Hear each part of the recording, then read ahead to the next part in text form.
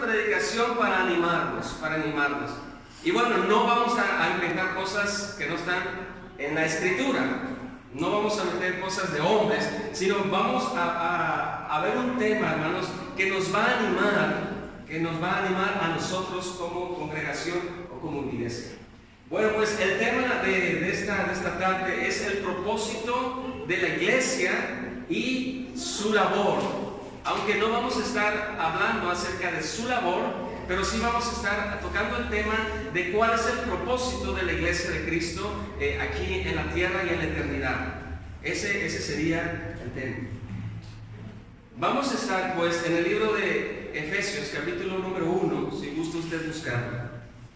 Efesios, capítulo número 1. El título de esta pequeña predicación es el propósito pues de la iglesia de Jesucristo. Efesios, capítulo número 1.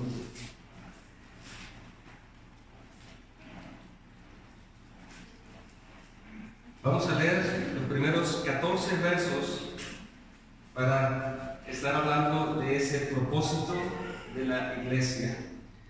Dice el primer verso del capítulo 1: Pablo, apóstol de Jesucristo por la voluntad de Dios, a los santos y fieles en Cristo Jesús que están en Éfeso, gracia y paz a vosotros de Dios nuestro Padre y del Señor Jesucristo.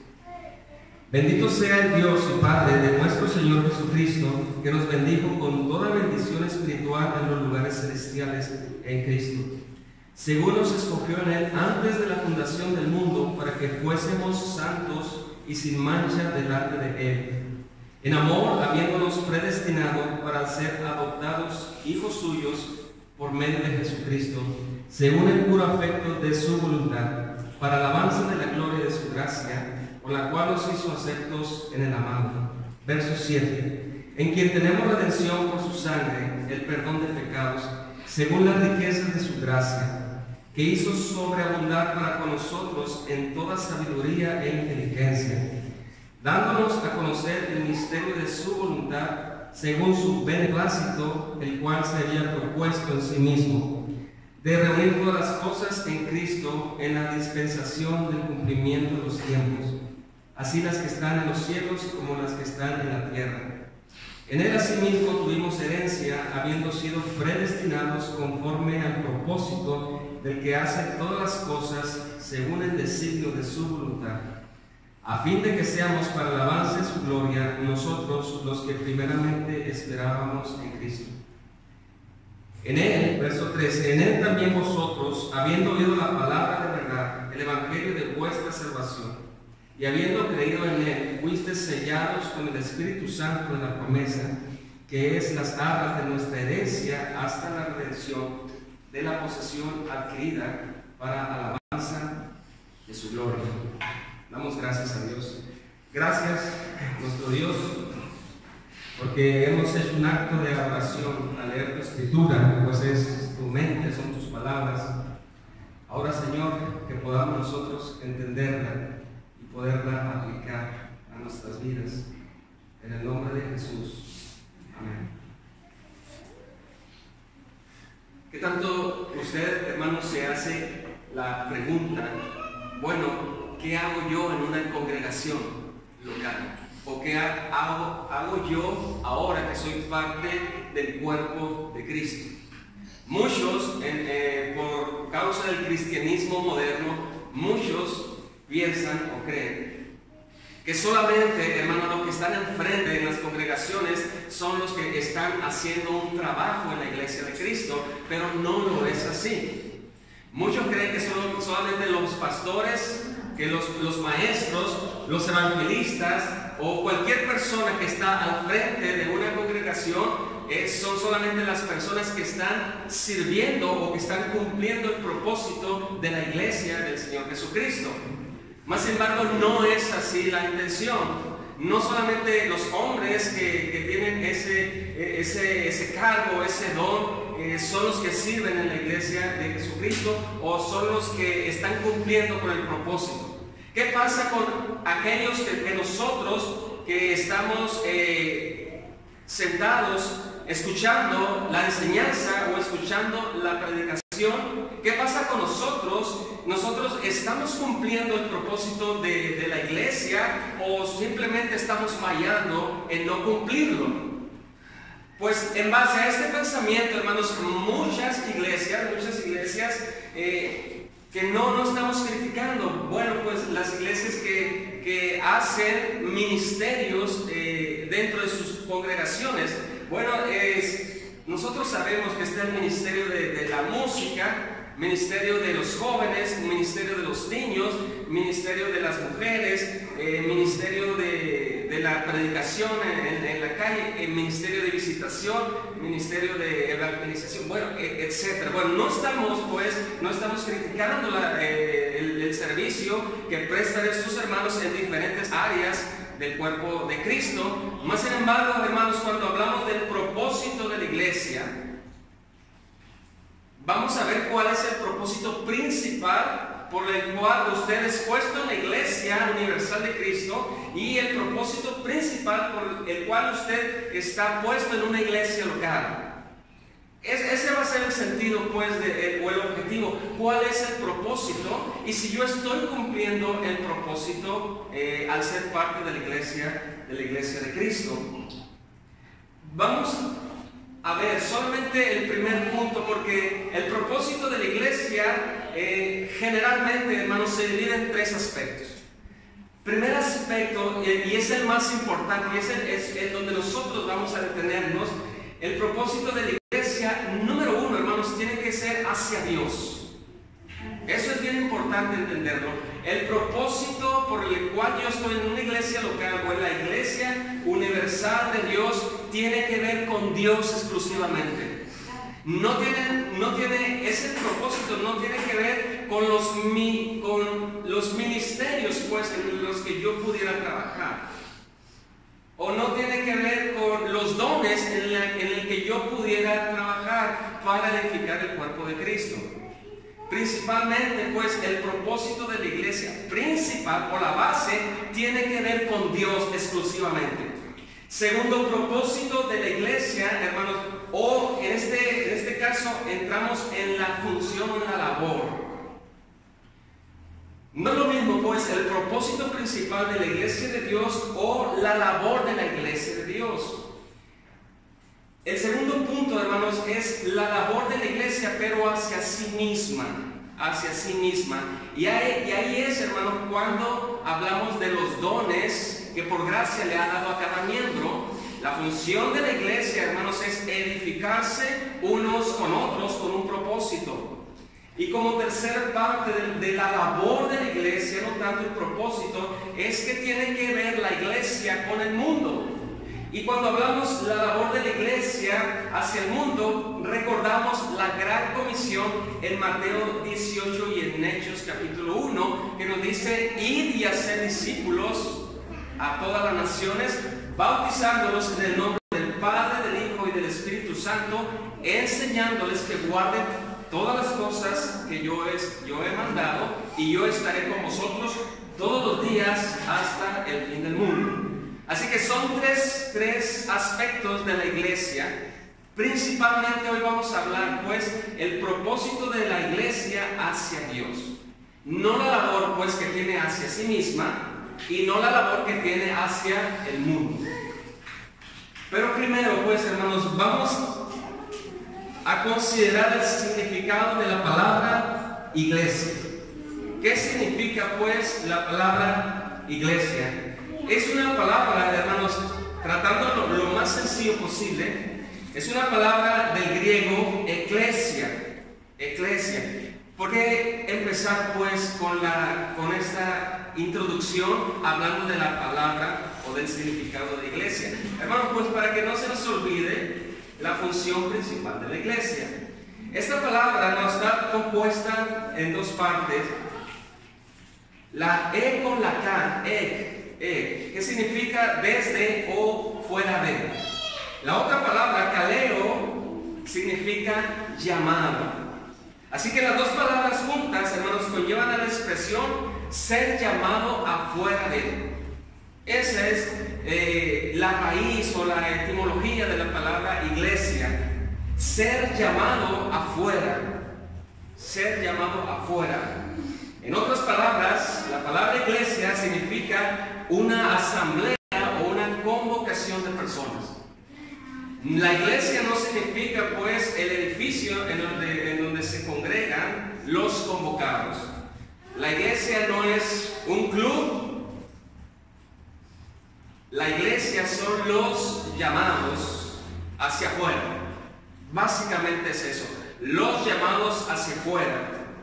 Es una asamblea, es una convocación de personas. Y veamos pues un ejemplo o cómo los griegos veían esta palabra de iglesia. Vamos a buscar Hechos 19:39. Estamos hablando pues de la palabra, lo que significa la palabra iglesia. Hechos capítulo 19, verso número 39.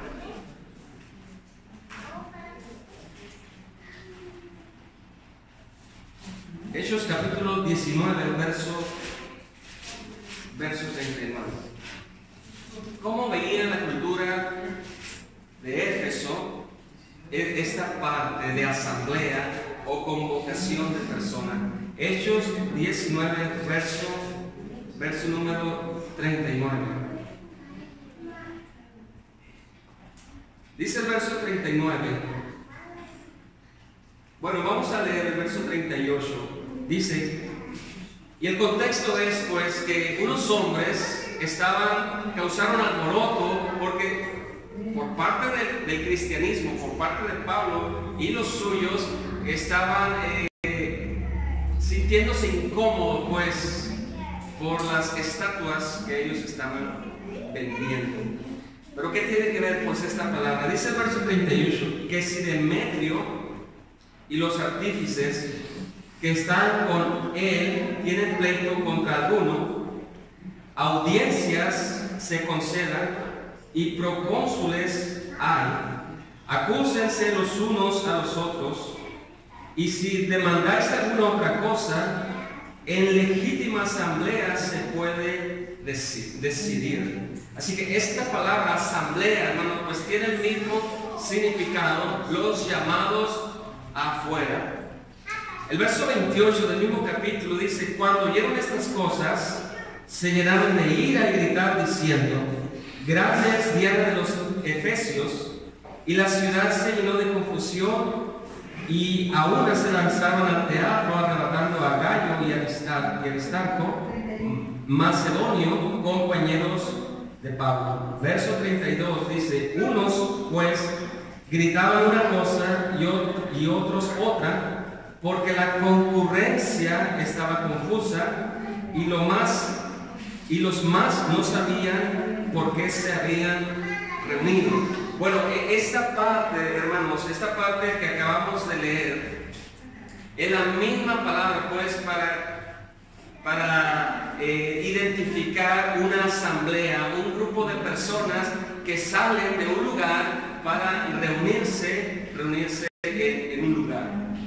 En el cristianismo, pues, hermanos, la iglesia son todos los que Dios, y esto es bien importante recordarlo, son todos los que Dios ha llamado de las tinieblas a su luz. ¿Y por qué es importante? Por lo que vamos a ver con el propósito de la iglesia. ¿Cuál es el propósito de la iglesia? Tenga esto en mente, que usted es un llamado, es alguien que Dios ha llamado de un lugar y lo ha puesto en otro lugar. En este caso lo ha llamado de las tinieblas y lo ha puesto en su luz. Así que la iglesia, hermanos, se compone de todo el número de elegidos que han sido en el pasado, que son en el presente y que serán en el futuro reunidos bajo la cabeza que es Cristo. ¿Qué es la iglesia? Bueno, pues se compone pues de todo el número de los elegidos del pasado, del presente y del futuro, cuya cabeza es Cristo. Aquellos pues a quien Dios ha predestinado para darles vida, le ha agradado a Dios en su tiempo señalado y aceptado llamar eficazmente por dos dos razones o por dos medios, su palabra y el Espíritu Santo. Así que Dios los ha sacado del estado del pecado y de la muerte en quien se hallaban, hermanos, en esa naturaleza caída, para darles vida y para darles salvación. En lo general, pues esa es la iglesia de Jesucristo. Vamos a ver pues el propósito de los que han sido llamados de la iglesia. El propósito de los que han sido llamados en la iglesia. Número uno, pues, el propósito de la iglesia. ¿Cuál pues es el principal propósito de la iglesia? Su propósito, hermanos, su meta, su intención tiene que ver, como decíamos, con Dios. El propósito de la iglesia tiene que ver, el propósito principal tiene que ver con Dios. Hasta ahí podemos dejar. No, después hablaremos acerca de la labor de la iglesia para sí misma y también para con el mundo. Así que en el libro de Efesios encontramos lo que Dios ha hecho por la iglesia, y el escritor, hermanos, el apóstol Pablo expresa, vean, vamos a regresar pues al libro de Efesios para encontrar cuál es el propósito principal de la iglesia de Cristo.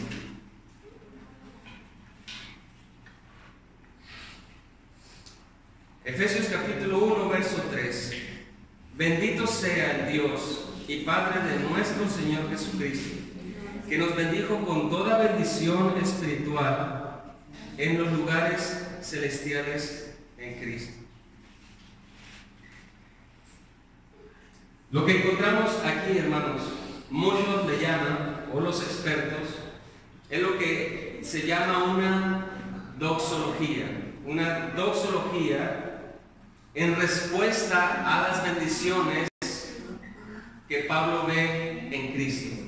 Cuando Pablo dice, bendito sea el Dios y Padre del Señor Jesucristo, lo que está haciendo Pablo, hermanos, es expresar una bendición hacia Dios, una admiración hacia Dios por lo que Dios ha hecho por la iglesia. Y Pablo, hermanos, nos va a decir lo que la iglesia ahora tiene que hacer, o las consecuencias de lo que Dios ha hecho por la iglesia. Hay una consecuencia, pues. No es una iglesia que se va a quedar pasiva. A eso me refiero, para no malinterpretar que la iglesia tiene que hacer algo ahora por Cristo o por Dios. No, es una consecuencia. Pablo, antes de ver lo que Dios ha hecho por la iglesia, hace una doxología, o sea, una expresión de bendición hacia Dios o hacia Cristo. Pero para poder expresarlo mejor, ¿qué es? Porque muchos a lo mejor nunca habíamos escuchado la palabra doxología. Pero ¿qué es la doxología y qué tiene que ver con el propósito principal de la iglesia hacia Dios o hacia Cristo? Esta palabra, pues es una palabra griega compuesta por dos partecitas. La primera palabra es doxo, la segunda palabra logos, doxología. Y esta palabra doxo, hermanos, básicamente significa opinión. Doxo, opinión, alabanza o gloria. Logos significa palabras o tratado. Entonces la palabra doxología se refiere al estudio, fíjense, hermanos, lo que significa, de dar honores y alabanza, pero en forma correcta, en este caso hacia Dios. Lo que Pablo, hermanos, va a enseñar a la iglesia no solamente es lo que Dios ha hecho por su iglesia, sino lo que por naturaleza la iglesia expresa la opinión hacia Dios de una manera específica. Doxología. Así que lo que vemos en el verso 3, bendito sea el Dios y Padre del Señor Jesucristo, hermanos, es una opinión de alabanza por lo que Dios ha hecho por su iglesia.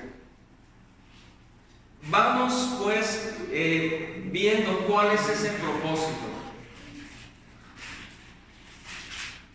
Número uno, En Efesios capítulo 1, verso 3 hasta el verso 6, encontramos lo primero que ha hecho Dios por su iglesia. Dice el verso 3, bendito sea el Dios, ahí está la doxología, bendito sea el Dios y Padre de nuestro Señor Jesucristo, que nos bendijo con toda bendición espiritual en los lugares celestiales en Cristo. Verso 4, según nos escogió en Él antes de la fundación del mundo, para que fuésemos santos y sin mancha delante de Él. Efesios 1, verso 5, en amor habiéndonos predestinado para ser adoptados hijos suyos por medio de Jesucristo, según el puro afecto de su voluntad. Y el verso 6 nos da la respuesta, para alabanza de la gloria de su gracia.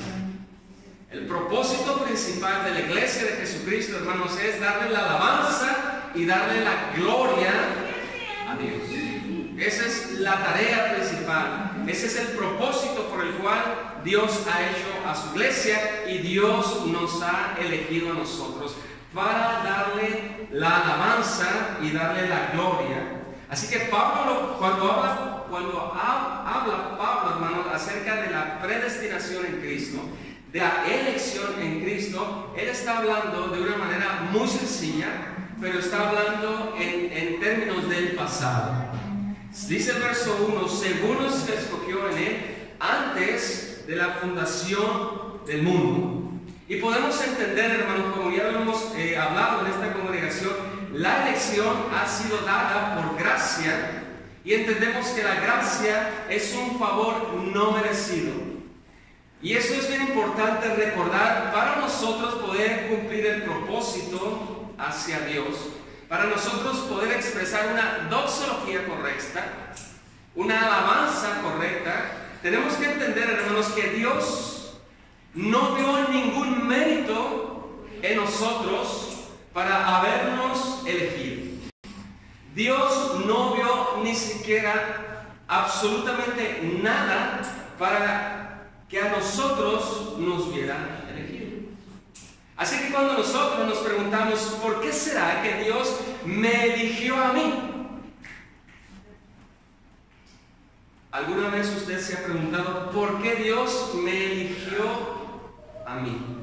Pues la respuesta es, hermanos, que Dios no te eligió a ti por algún mérito bueno que hayamos podido tener. Todo procede de la buena voluntad de Dios. Todo procede porque Él así lo quiso.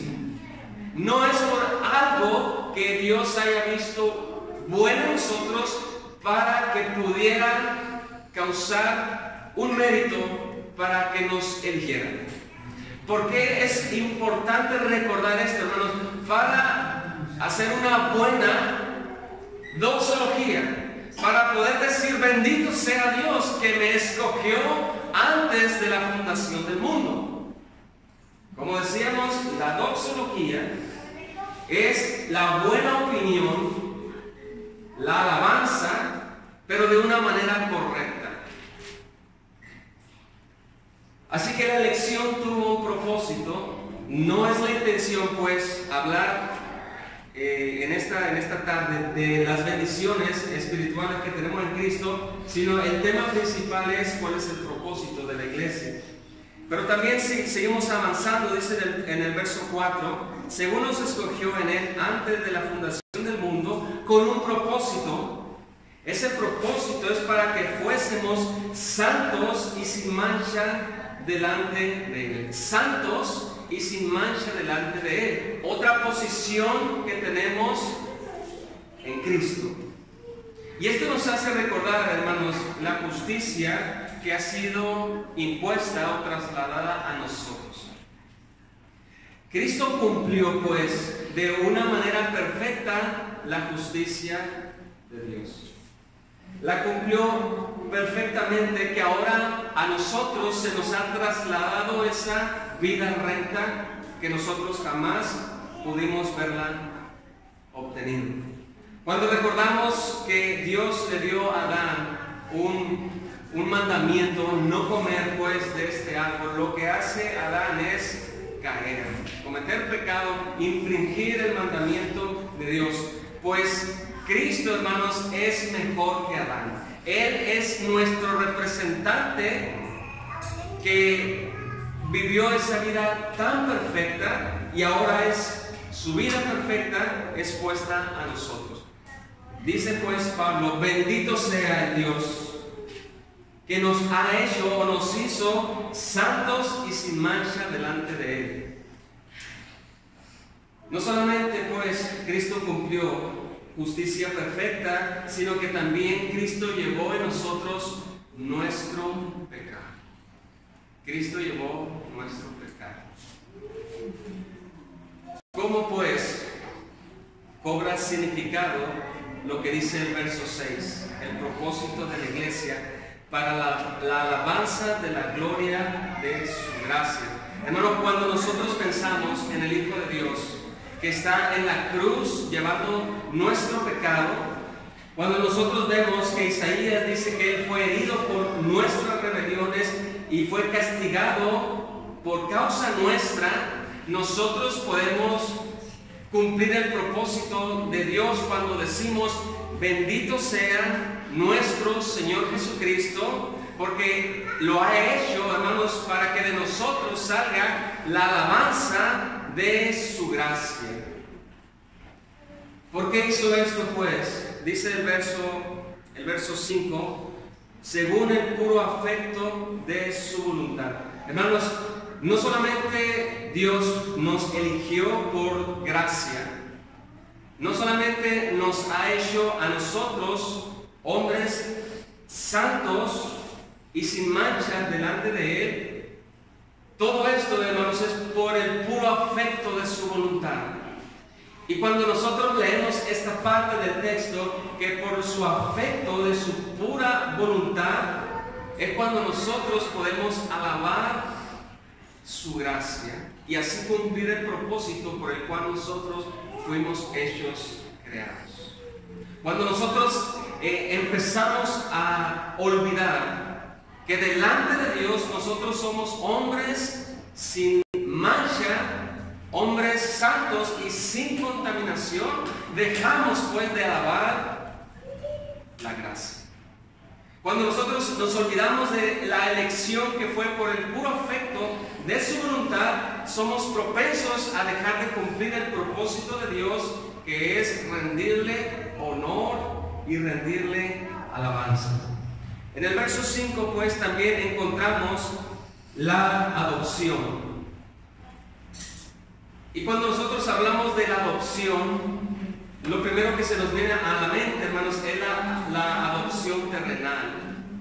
Pero no le llega, hermanos, la adopción terrenal no se puede comparar con la adopción divina.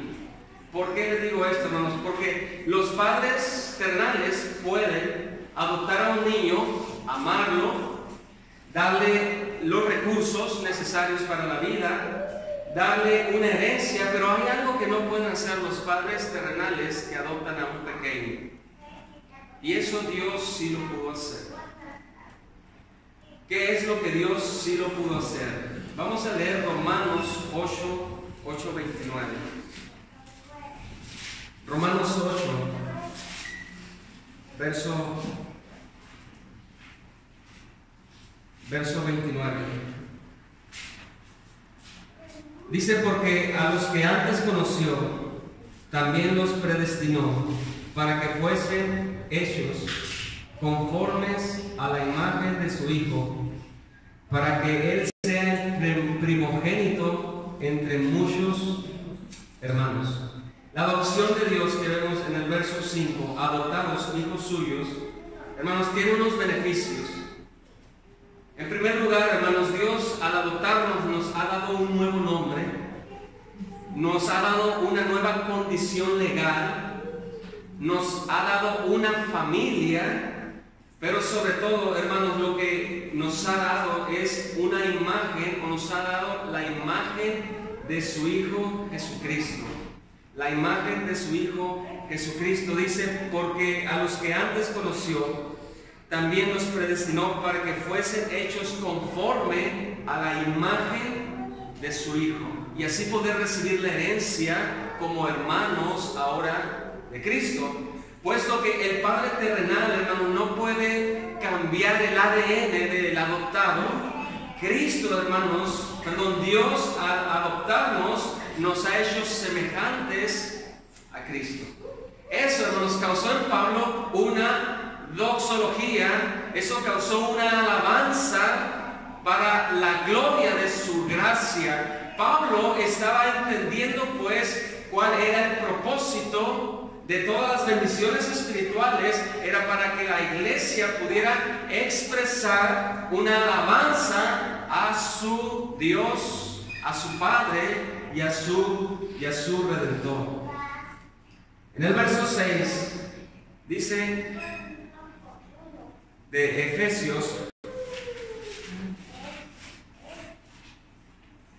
Efesios 1, verso 6, para alabanza de la gloria de su gracia, en el cual nos hizo aceptos en el amado. Hermanos, pues, ¿qué es la alabanza a Dios? Para poder definirlo. Si estamos viendo, hermanos, esas palabras que salen del corazón de Pablo, tenemos que definir qué es la alabanza a Dios. Y eso nos lleva, hermanos, a lo que estamos acostumbrados en las iglesias, que la alabanza tiene que ver con el grupo o el ministerio de la alabanza. Pero, hermano, eso no es lo que Pablo dice. Solamente por mencionar, hermanos, la alabanza a Dios. Alabanza, hermanos, significa elogiar. Por supuesto que lo hacemos a través de himnos, a través de cánticos espirituales, pero la palabra alabanza, hermanos, también significa decir cosas favorables de una persona. Decir cosas favorables de una persona. Así que cuando Pablo escribe acerca de la predestinación, cuando Pablo escribe acerca de la adopción, eso, hermanos, causa en él la alabanza, los elogios, el hablar bien de la gloria de su gracia. Hermano, tú fuiste puesto en la iglesia de Cristo con un motivo principal. ¿Cuál es? La alabanza de la gloria de su gracia. Hermano, cuando nosotros estamos meditando en la posición que tenemos ahora en Cristo, eso te va a ayudar a ti y a mí a estar firmes en los caminos de Dios. Cuando tú reflexiones en la redención que está más adelante, cuando tú lees el verso 7, en quien tenemos redención por su sangre, el perdón de pecados según las riquezas de su gracia. Cuando leemos en el verso 11, en él asimismo tuvimos herencia, habiendo sido predestinados conforme al propósito del que hace todas las cosas, según el designio de su voluntad. Y encontramos en el verso 12 otra vez el propósito, a fin de que seamos para alabanza de su gloria. Para alabanza de su gloria. Y cuando leemos pues el verso 13, en él, en Cristo, también vosotros, habiendo oído la palabra de verdad, el evangelio de vuestra salvación, y habiendo creído en él, fuisteis sellados con el Espíritu Santo de la promesa, que es las arras de nuestra herencia, hasta la redención de la posesión adquirida, y otra vez para alabanza de su gloria, para alabanza de su gloria. Hermanos, no vamos a hablar pues de la redención, no vamos a hablar de la herencia futura que tenemos en Cristo, porque queremos enfocarnos en la alabanza de la gloria de Dios. El principal motivo por el cual Dios te ha puesto en el cuerpo universal, en su iglesia, y en un cuerpo local, hermanos, es para que tú en todo tiempo estés rindiendo una alabanza, estés elogiando a Dios, estés hablando bien de Dios por todo lo que Dios ha hecho por gracia. La alabanza de la gloria, hermanos, no tiene que ver con lo que tú puedas hacer, con tus obras que tú puedas hacer, aunque también es para la gloria de Dios, pero principalmente es por lo que Dios ha hecho por ti. Y lo que Dios ha hecho por ti, hermanos, produce en su iglesia la alabanza para la gloria de su nombre. Para ir terminando, hermanos, esta palabra que encontramos en estas tres frases, y no me malinterprete cuando decimos que ahorita vamos a llegar a ese punto de nuestra aplicación, que las obras que hacemos no tienen nada que ver con la alabanza de la gloria. Eso vamos a verlo en una pequeña aplicación. Digamos que estamos viendo el punto central del propósito de la iglesia. El punto central. La palabra gloria, hermanos, gloria, para ir terminando, tiene distintos significados a través de la escritura, pero básicamente, hermanos, significa buena opinión sobre alguien, la gloria. Darle la gloria a alguien, hermanos, es dar una buena opinión, dar una buena opinión, o sea, darle una alabanza, rendirle un honor o rendirle homenaje. Encontramos, hermanos, en Romanos, los primeros capítulos, un ejemplo de todo lo contrario. Ya para ir terminando. Estos hombres hicieron todo lo contrario. Rindieron homenaje o gloria a las criaturas en igual o en vez del Creador. No le dieron honra, no le dieron honor, no le dieron homenaje, no le dieron alabanza al Creador. Cambiaron, como dice el texto, la gloria, o sea, la buena opinión. Y háblanos por qué la cambiaron. Por cosas creadas. ¿Cuál es la aplicación, hermano, cuando leemos en el verso 6 que fuimos creados para la alabanza de la gloria de su gracia?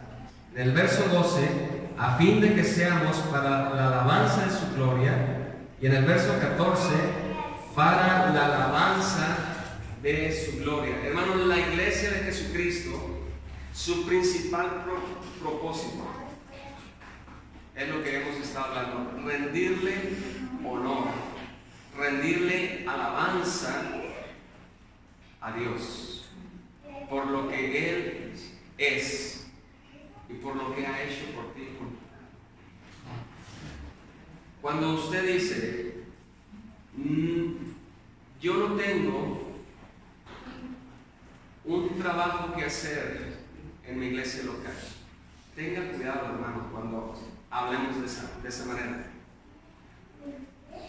Un miembro de la iglesia de Cristo no puede decir, o si lo dice, a lo mejor lo dice por ignorancia. Un miembro de la iglesia de Cristo, sea universal o sea local, tiene un propósito que cumplir. Y no es, hermanos, para querer devolverle el favor inmerecido a Dios. Más bien es por una consecuencia que Dios ha hecho en ellos. Y esa es, hermanos, rendirle honor, rendirle alabanza, rendirle una buena opinión a Dios, al Señor Jesucristo. ¿Cuál sería la aplicación, hermanos, para nosotros? Y traigo 3 aplicaciones para nuestras vidas. Glorificar a Dios, hermano, rendirle honor, rendirle gloria, rendirle alabanza, no es solamente cantar himnos y cánticos espirituales. es parte, pero no es lo único. Abarca todas las partes de nuestra vida, nuestra obediencia, nuestro servicio, nuestra familia, nuestro trabajo. Y concluimos pues con el texto de Corintios cuando dice: si pues comen, si pues bebes, hacedlo todo o todas las cosas para la gloria de Dios. Hermanos, la iglesia de Cristo no tiene vida secundaria. La iglesia de Cristo no tiene vida secundaria. La iglesia de Cristo, hermanos, sigue cuando nosotros salimos de este lugar, porque la iglesia de Cristo son todos los que hemos sido llamados por ese llamamiento eficaz de las tinieblas y puestos a la luz con un propósito, hermanos. El propósito es la alabanza de la gloria de Dios. Hablar bien de Dios, hermanos, en todas las cosas que nosotros hacemos. Ya sea cuando estamos juntos como iglesia local, ya sea cuando estamos en la familia, ya sea cuando estamos en el trabajo, debemos nosotros, todas las cosas que hacemos, elogiar, darle alabanza, rendirle honor a Dios por todo lo que hacemos, ya sea comemos, ya sea bebemos, ya sea dormimos, hermanos, ya sea que nosotros hagamos una obra que Dios de antemano preparó, lo tenemos que hacer todo para la alabanza de la gloria de su nombre. Hermanos, si usted y yo como iglesia de Cristo estamos respirando, estamos teniendo vida en este momento, tiene que ser pues para la alabanza de la gloria de su nombre. Hermanos, no se nos olvide que nuestra tarea como iglesia es reconocer a Dios en todas las áreas de nuestra vida por lo que Él ha hecho por nosotros. Nos ha elegido por gracia, nos ha dado una herencia por gracia, nos ha adoptado por gracia, nos va a dar un cuerpo futuro por gracia, nos ha dado entrada en su reino por gracia. Así que todo lo que hacemos de ahí en adelante es para la gloria de la alabanza de su nombre, no más. Él es el único que merece la gloria y la alabanza. Hermano, cuando tú te sientas que no estás haciendo nada en el cuerpo de Cristo, piensa pues que fuiste creado como base principal. Por supuesto que es parte de la misión de la iglesia ir y hacer discípulos. Es parte de la misión de la iglesia edificarnos los unos a los otros. Eso es otro tema. Lo que estamos recordando, hermanos, es que la iglesia de Cristo es para la alabanza de la gloria de su gracia. Hermanos, cuando tú estés en casa, cuando tú estés en el trabajo, cuando tú estés congregado, hermanos, que todo lo que hagas sea con esa razón, darle los honores, hablar bien de Dios. Por eso los cantos que no hablan de Dios no deberían de ser cantados en las iglesias. Por eso las predicaciones que no hablen bien del Evangelio, bien de Cristo, no deberían de llamarse mensajes de parte de Dios. Todo lo que nosotros hacemos, sea que comamos o bebamos, lo hacemos para la gloria de Dios. ¿Por qué? Porque somos parte de su iglesia. Amén. Nuestro Dios, hoy queremos darte las gracias porque tan solo hemos recordado, leído que tú nos has elegido antes de la fundación del mundo. Nos has adoptado como tus hijos. Cuando nosotros éramos enemigos, pecadores, nos alcanzó tu gracia. Fue por tu voluntad, Señor. Cuando nos has dado a nosotros la redención, la vida de tu Hijo amado fue el precio. Cristo el Señor muriendo en una cruz, comprando nuestras vidas, dejándonos libres del dominio del pecado, haciéndonos ahora esclavos de Cristo. Cuando nosotros recordamos que somos sellados por el Espíritu Santo, cuando nos has dicho que el Espíritu Santo garantiza nuestra salvación futura, cuando nos has dicho que Él es la garantía, lo que nosotros o en nosotros causa es rendirnos en adoración y en alabanza. Ayúdanos, nuestro Dios, y recuérdanos siempre para qué fuimos nosotros creados, para hablar bien de ti, para hablar de tu gracia, de tu favor inmerecido, para alabarte, para alabar tu gloria, darte la gloria en todo lo que nosotros hacemos, ya sea pues que comamos o que bebamos, que todo lo que nosotros hagamos sea para tu gloria. Amén.